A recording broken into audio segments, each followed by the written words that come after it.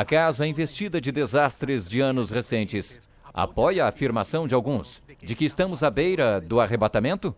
Alguns acreditam que estamos nos últimos dias por causa do pecado de todo mundo. A degeneração da moral, a podridão da sociedade, os problemas do Oriente Médio. Historicamente, se observarmos o Oriente Médio, sempre teve problemas, sempre houve conflitos. Esses não são os sinais dos últimos dias.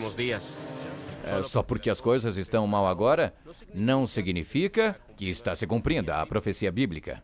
Mas muitos que acreditam no arrebatamento ainda buscarão no Oriente Médio os sinais de que a profecia converge com os eventos recentes. O intrigante sobre o presidente iraniano é que acredita que estamos vivendo os últimos dias da história. Ao assumir o cargo no Irã, no verão de 2005, disse que provavelmente faltava 2 ou 3 anos da volta do Messias islâmico conhecido como Marte, ou Duodécimo Irmã, ou Imã oculto. Muitas religiões preveem um final cataclísmico do mundo, talvez causado por uma guerra nuclear global. Poderia o Apocalipse iniciar por um devoto chefe de Estado que sugere a si mesmo como o cumprimento de uma profecia sagrada? Pela primeira vez na história humana, temos líderes de um país febrilmente tentando construir, comprar ou roubar armas nucleares e os mísseis para lançá-los, com uma teologia do fim dos tempos que nos leva a criar um genocídio no mundo. Nunca imaginamos que isso poderia acontecer. Não podemos afirmar que é profético, mas certamente é apocalíptico. E a pergunta seria, o que acontecerá depois? Se pegarmos a Bíblia literalmente, então o Apocalipse é claro sobre o futuro da humanidade e o surgimento do Anticristo.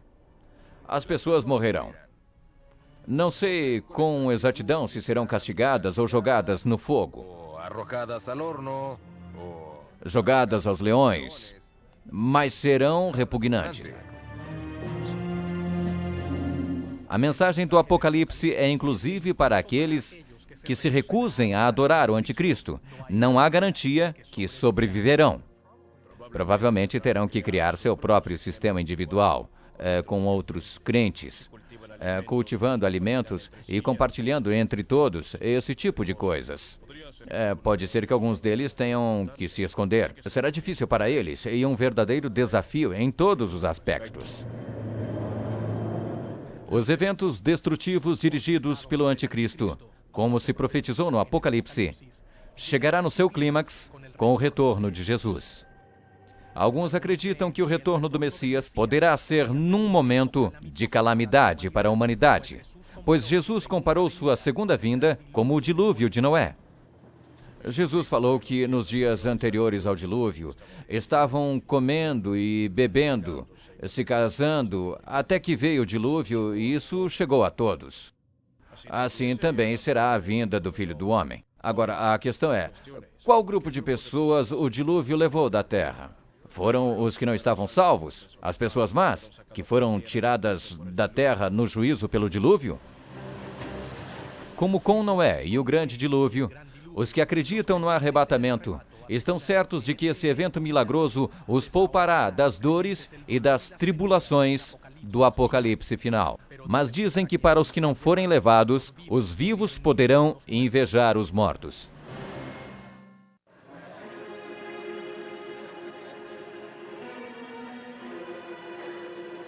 Segundo algumas interpretações da profecia bíblica do fim dos tempos, uma grande quantidade de pessoas desaparecerão no arrebatamento,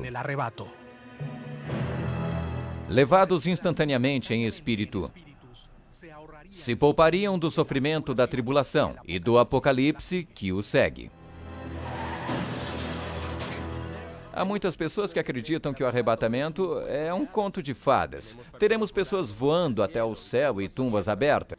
E isso parece ser uma história maluca. Mas os milhões que aceitam o arrebatamento como uma profecia verdadeira e que logo se cumprirá, poderiam estar perdidos entre a expectativa e o temor. O arrebatamento é o disparo inicial de uma corrida em direção ao Armagedon, que termina com Jesus e Satanás lutando pelas almas da humanidade. O arrebatamento é um evento terrível, horrível, indescritivelmente horrível, e também, ao mesmo tempo, uma ocasião indescritivelmente emocionante e alegre, isso dependendo do lado que estamos como indivíduos.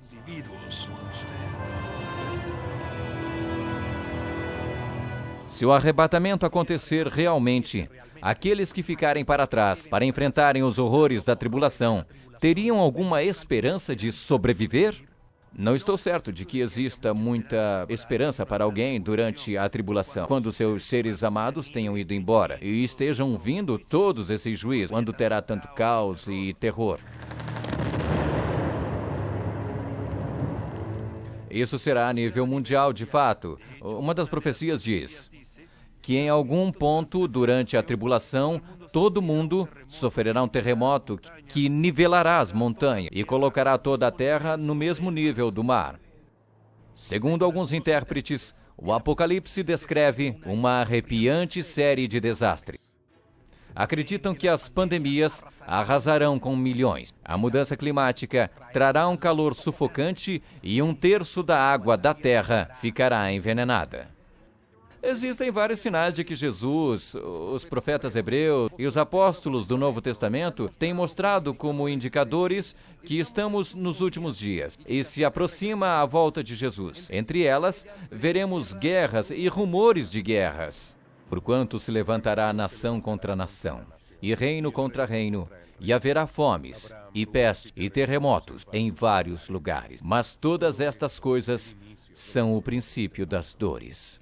Igual as mulheres que passam por um período de sofrimento antes de trazer uma nova vida ao mundo. Se o planeta Terra terá que passar por 7 anos de severo sofrimento antes que a nova era messiânica nasça no mundo. Quando o Messias estiver aqui, regendo o mundo em nome de Deus. Alguns estão certos que durante a tribulação, os crentes buscarão novamente a Bíblia, na esperança que sua aliança com Deus lhes ofereça proteção. Sabemos pelo Êxodo capítulo 12, de que os israelitas foram salvos do anjo da morte ao colocar sangue sobre as ombreiras e os marcos das portas. E há muitas escrituras que dizem que o povo de Deus ficará selado. Segundo o Apocalipse, os servos de Deus receberão um selo que lhes permitirá sobreviver.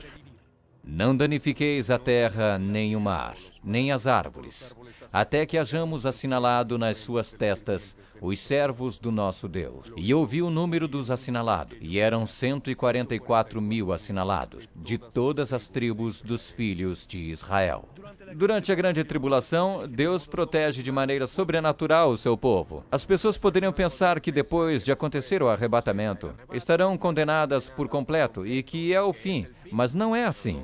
Alguns acreditam que ao se aprofundar a tribulação, os devotos seguidores de muitas religiões confiarão em sua fé como escudo contra a morte, sabendo que sua salvação está certa. Segundo a Bíblia, o anticristo buscará e destruirá qualquer um que não o adore. Poderiam perder suas vidas terrenas durante a tribulação, pois poderiam ser martirizadas pelo anticristo, mas ganharão suas vidas eternas. O preço de ser salvo no período de tribulação é o de se converter como mártir e morrer pela tua fé. Pode até ser que alguns escapem da morte, mas a maioria que não se converter ao cristianismo durante o período da tribulação será assassinada. Porém, os céticos argumentam que os milhões que aceitam o Apocalipse como uma projeção do nosso futuro estão equivocados. Acreditam que o cenário do arrebatamento e a tribulação são como eventos literais, procedem de uma má interpretação do texto bíblico. Segundo esta opinião, o Apocalipse foi uma mensagem dirigida só aos primeiros cristãos. Um comentário sobre uma era que a igreja enfrentou uma horrível perseguição. Leia o Apocalipse como um livro cheio de metáforas e alegorias, que nem sempre devem ser levadas ao pé da letra.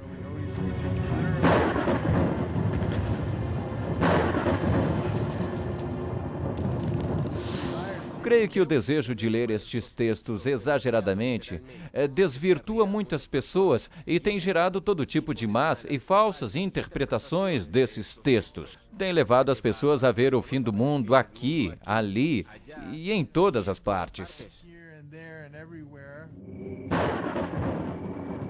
Apesar de tais argumentos, persiste a crença no arrebatamento e na tribulação. Uma mensagem frequente dos líderes religiosos anima os seus seguidores a estar preparados. Uma passagem do livro de Tessalonicenses do Novo Testamento mostra esta sensação de urgência. Mas, irmãos, acerca dos tempos e das estações, não necessitais de que se vos escreva, porque vós mesmos sabeis muito bem que o dia do Senhor virá como o ladrão de noite. A ideia é que não devemos ser surpreendidos pela vinda de Jesus. Ele nos falou que veríamos os sinais. Prestem atenção nos sinais. Preparem-se.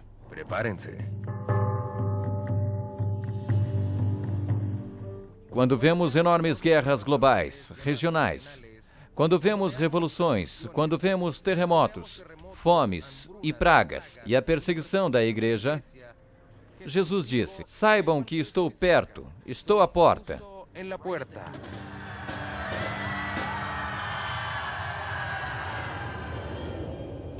Segundo os intérpretes das profecias, se vemos as notícias que milhões estão desaparecidas, então será o princípio do fim. Eu compararia de muitas maneiras profecias bíblicas com o Serviço Meteorológico Nacional.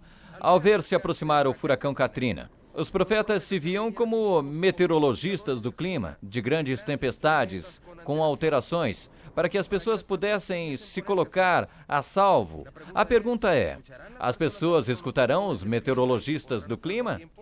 E se colocarão salvos a tempo? Ou a tempestade atingirá os que não preveram que ela se aproximava? Estão acontecendo as profecias dos desastres e eventos atuais?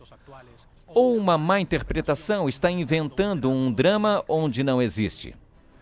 O tempo dirá.